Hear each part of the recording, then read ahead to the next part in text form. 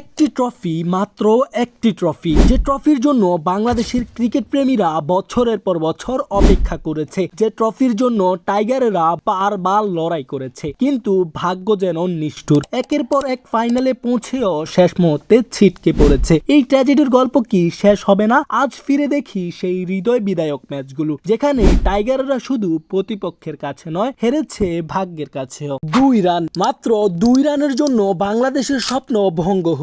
2012 সালে Asia cup final, বাংলাদেশের বিপক্ষে পাকিস্তান। সাকিবের অসাধারণ অলরাউন্ড পারফরম্যান্স, তামিমের দুর্দান্ত ব্যাটিং, সবই বৃথা। শেষ ওভারে রোমাঞ্চ, টান টান উত্তেজনা, আর তারপরই নীরবতা। স্টেডিয়াম জুড়ে হতাশা, আর মুশফিকের চোখে অশ্রু। একটি স্বপ্ন যেন ধূলিসাৎ হয়ে গেল। এইবার প্রতিপক্ষ ভারত। ম্যাচ জুড়ে ছিল টান টান উত্তেজনা, কিন্তু শেষ মুহূর্তে এসে সব পাল্টে গেল। শেষ ওভারে মাহমুদুল্লাহর বলে স্ট্রাইক পেলেন মহেন্দ্র সিং ধোনি, আর এরপর মাত্র কয়েকটি বলের ঝড়ে ধোনি আবারও প্রমাণ করলেন কেন তাকে ফিনিশার বলা হয়। বাংলাদেশের হৃদয় ভাঙা স্বপ্নের আরেকটি অধ্যায় রচিত হলো। ক্রিকেট ইতিহাসের অন্যতম নাটকীয় ফাইনাল। বাংলাদেশ যখন নিশ্চিন্ত জয়ের দ্বার প্রান্তে, তখনই দীনেশ কার্তিকের সেই অবিশ্বাস্য শট। শেষ বলে ছক্কা হাঁকালেন, পুরো স্টেডিয়াম স্তব্ধ। টাইগারদের স্বপ্ন ভেঙে চুরমার। মাহমুদুল্লাহ মাটিতে বসে পড়লেন, আর লাখো বাংলাদেশি সমর্থকদের চোখে জল চলে আসলো। একটি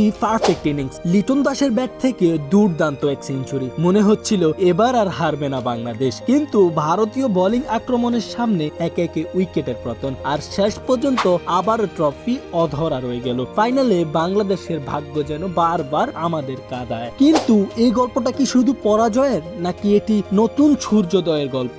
না, এই গল্পটি শুধু পরাজয়ের নয়, এই গল্পটা লড়াইয়ের, হার না মানার। টাইগারদের এই অসাধারণ যাত্রার সাক্ষী হতে এখনই সাবস্ক্রাইব করুন, লাইক দিন এবং শেয়ার করুন। ধন্যবাদ।